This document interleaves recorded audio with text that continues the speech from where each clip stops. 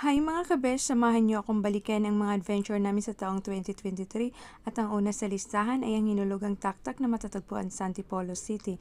At punta naman tayo sa Manila at ang pasok ay ang historical place ng Port Santiago at dito mo makikita ang bakas ng pananakop ng mga dayuhan sa ating bansa.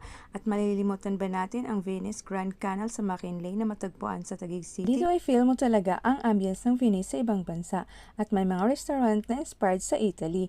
Kaya perfect to unwind kasama ang buong pamilya. At hindi pa huhuli ang sikatang cafe na matagpuan sa Binangonan, Rizal. Makikita mo ang overlooking ng Laguna Lake at perfect to watch the sunrise.